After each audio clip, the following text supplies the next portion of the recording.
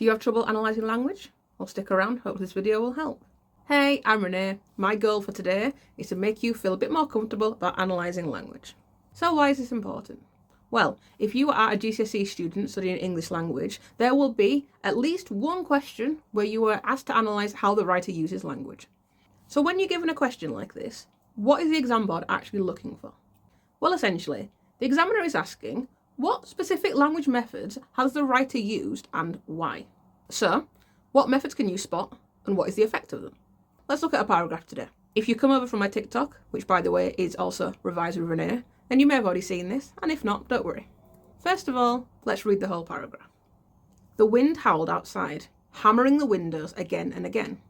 The trees bowed as if begging for mercy, their branches trembling. Why did the storm feel like it was warning us?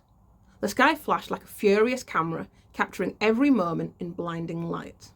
So, let's break this paragraph down, and we're going to go sentence by sentence. The wind howled outside, hammering the windows again and again. Well, in that sentence alone, I can spot three methods, can you? The first thing that I can see is onomatopoeia.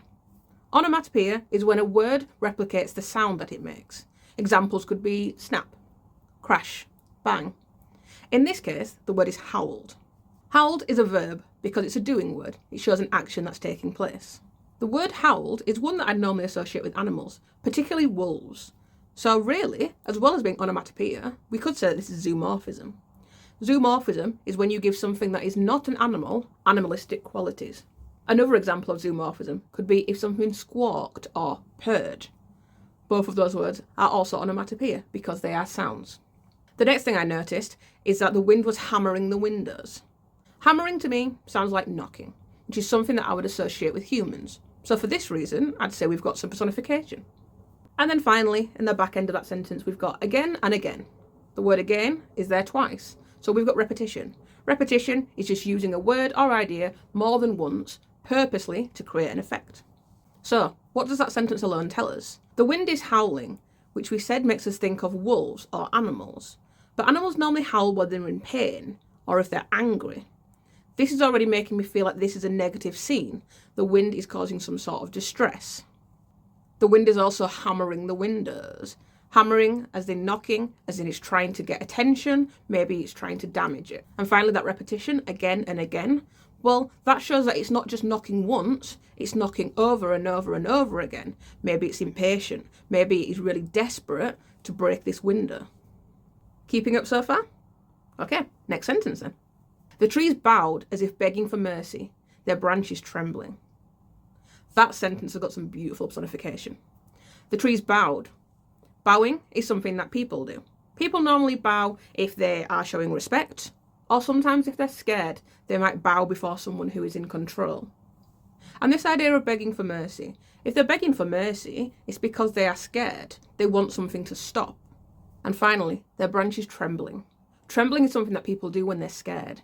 So this is really telling me that this environment is being personified and it's reacting to this horrible weather. If we want to look at a word level, we could talk about bowed, begging, and trembling. All of these words are verbs, and there's actually three of them. What these three words have in common is that they show someone who is fearful, someone who is scared. In this case, the someone is the trees.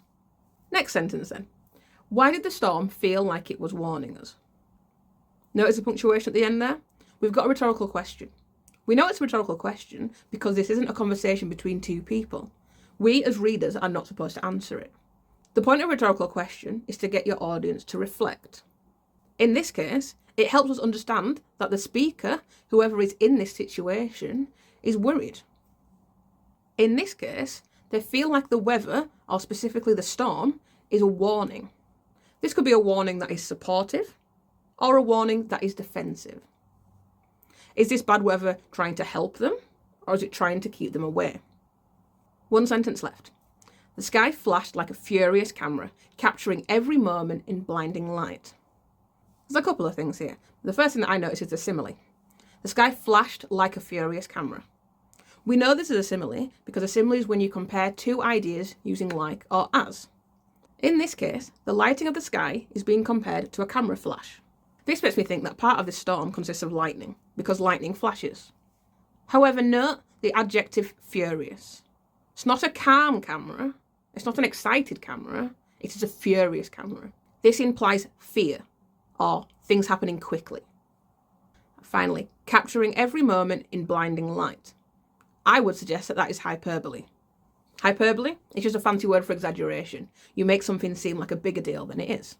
I think this is hyperbole because every moment is being captured.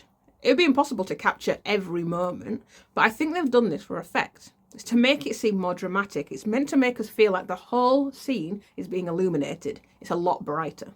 Another common method, which is throughout this whole text, is emotive language. Emotive language is any words that are meant to make us, the reader, feel something.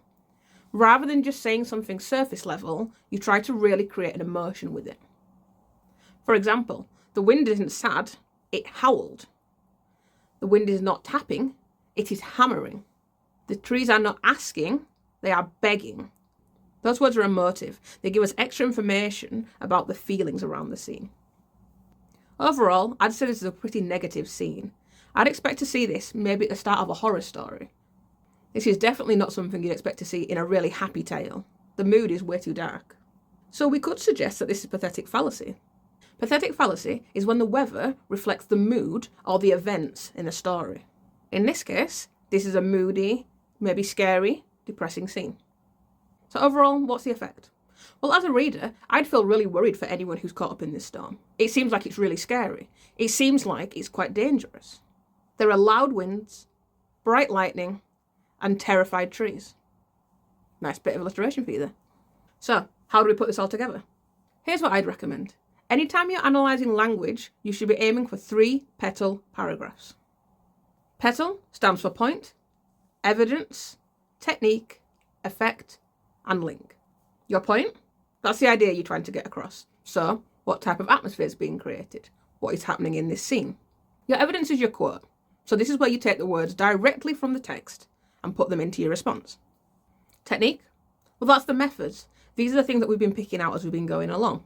Things like similes, metaphor, personification, or even at word level, like noun, verb, adverb. The second E is effect. Some people teach it slightly differently, but I think effect is the easiest way to analyse language, because when we talk about effect, we talk about the reader. So at this point, we're thinking, when the reader sees this quote, what will they think, feel, or understand? For effect, we're considering what response does the writer want the reader to have?